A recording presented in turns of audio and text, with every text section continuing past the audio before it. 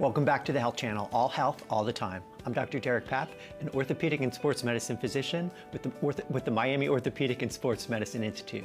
Today I'm joined by Jerome Turner, owner of The People's Gym. If you have a question for either of us, please call in using the toll-free number 855-796-4475. In a little bit, we're going to be talking a little bit about how you lose weight. But one of the things we were talking about is actually, you can't out-train your diet, right? You cannot outwork your diet.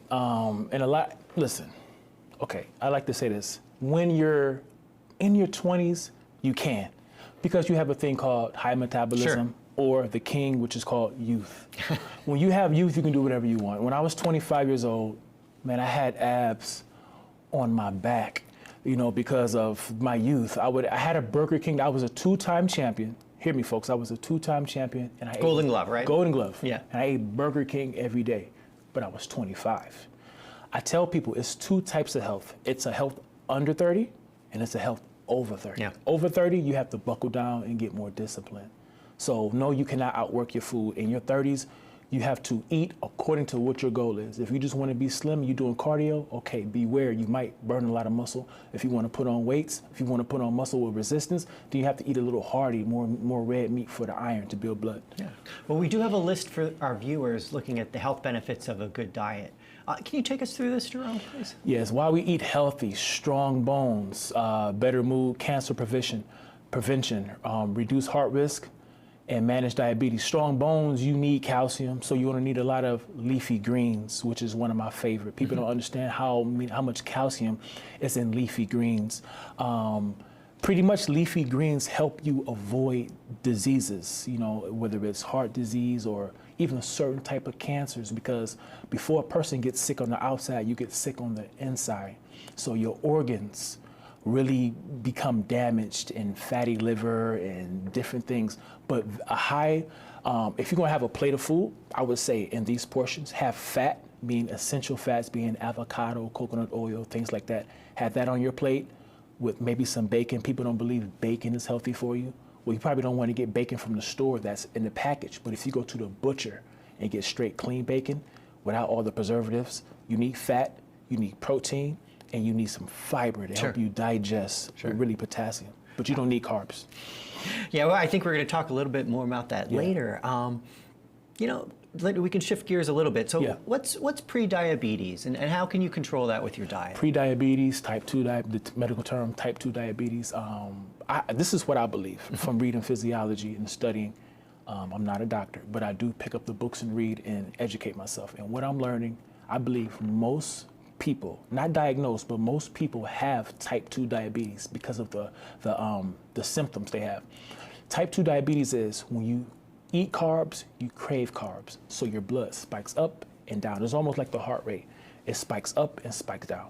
You crave carbs when your blood sugar is 80 to 70, and then that's when you crave, you get hungry, you desire it. And when you eat it, you spike. And you sit up there and your insulin comes back down. Yeah. So what it is your brain is not satisfied because your brain needs nutrients, but your stomach is expanded because of the carbs and the bloating.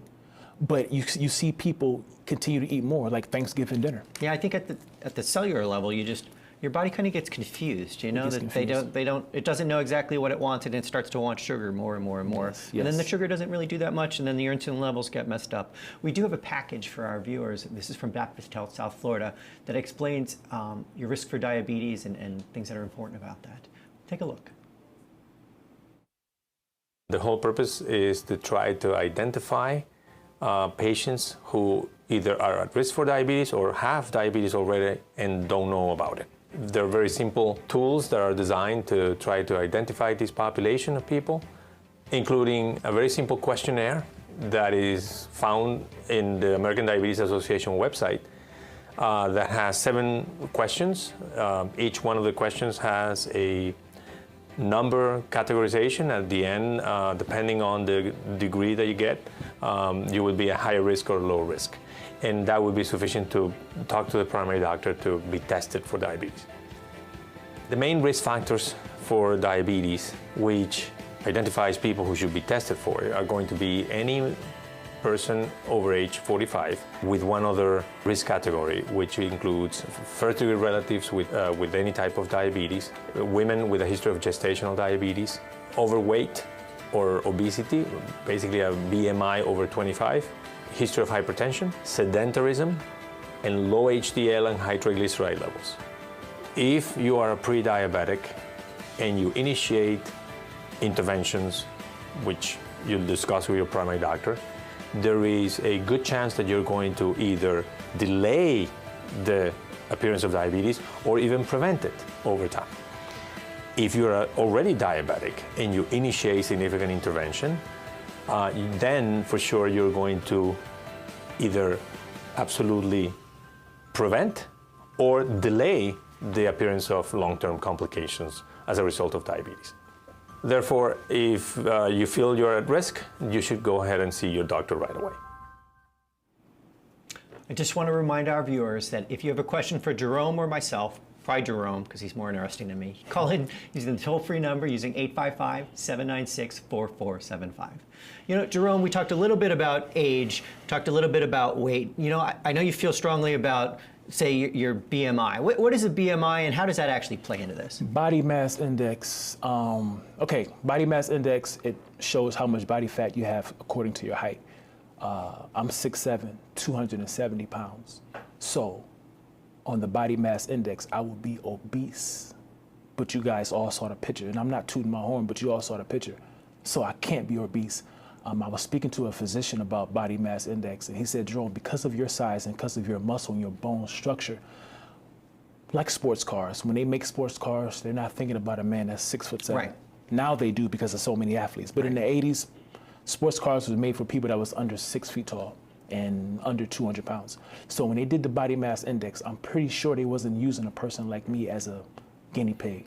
So the best way for me as a person that's large like me, it was for me to get my skin pinched. Right, to do like the caliper and that kind of stuff. You want to know your fat percentage. Yes, or for me to grab the handles on the scale. So it's the body mass index, it has its purpose, but I would say it's mainly geared towards smaller people. Yeah, I think it's a quick and easy way to do it. Yeah. You know, taking a break there from talking about weight, what are some of the differences between men's health and women's health, and how can they take care of each other?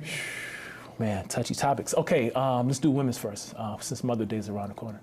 Women's health. One of the main things with my clients, I have a lot of female clients, so I'm getting better with this. Women's health, one of their main issues, if they don't have children yet, if they haven't gave birth already, is bloating. Midsection fat. Yeah, no, we have a list actually. Oh, here we go. There you go. Bloating, midsection fat, fatigue, water retention. And all these things come from sugar, carbohydrates, starches, sodiums. They all spike your insulin. They all make you sluggish. They all give you the type 2 diabetes effect. You may not be diagnosed, but you temporarily have those circumstances. One of the main issues with women, they want to slim down their waist. Mm-hmm. They want to get back to how they looked in high school. Maybe that size 2. No, I think we all do, right? And listen, of course. It's a lot more difficult for women as they give birth. Their pelvis expand, but they can still have a small waist. They can still maintain. It's just they need to learn how to eat fats and stay away from the carbs. The carbs are like emotional food. Yeah. Like today, it may rain all day. So people may want to consume carbs all day and sit on the couch and stay at home. But that makes your waist wide. It won't help you. How do you reduce bloating? Bloating comes from, your stomach acid is high. It's called hydrochloric acid. Stomach acid, your pH needs to be around 0.5 up into 2.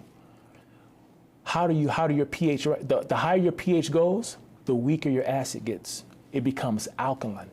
And alkaline is a weaker form of acid. So when you consume these carbs and sugars, you make your stomach acid weak. And then you get gassy. That's what bloating is. It's gas, whether you belch or you belch the opposite way. So bloating followed by water retention and followed by poor digestion leads to sickness. How do you get rid of it? You need to increase more potassium, leafy greens, which helps with the fiber. Potassium increases stomach acid, and you need apple cider vinegar. That's when people get heartburns and they have Tums. The last thing you want to do is put Tums in your body, because Tums, it makes you more bloated because it adds sugar It's a temporary relief, but it adds sugar in the long run. The best thing you want to do is drink apple cider vinegar with some water. Let's shift gears and talk about men for a second. I know we have a graphic for everybody out there. Let's do it. Okay, men's health, low testosterone, belly fat, eating bad while working out, realizing you're getting older. These are some of the things I dealt with when I was weighing 311 pounds. My testosterone was low. I damaged my metabolism. You can damage your metabolism by eating too much and getting larger. So I damaged my metabolism. My libido was low, and my testosterone was just damaged. So as you get closer to your ideal weight, your health begins to increase, your metabolism, your testosterone. How do you fix that? You need to lift weights. You need resistant weights, because only heavy weights builds growth hormone. And the only food that packs growth hormone is red meat. So if you have people that say, oh, I stay away from meat, and they're trying to enhance their testosterone, it's going to be almost impossible. I think that's great. You know, I don't want to interrupt, but you know, we do have to take a break. Yes. After the break, we're going to talk about the dangers of sugar and how to cut your cravings. You're watching the Health Channel, all health, all the time on South Florida PBS. If you have a question for Jerome or myself, please call in using the toll-free number 855-796-4475. And please be sure to visit our website, allhealthtv.com, where you can watch a live stream of the Health Channel and watch videos from previous episodes.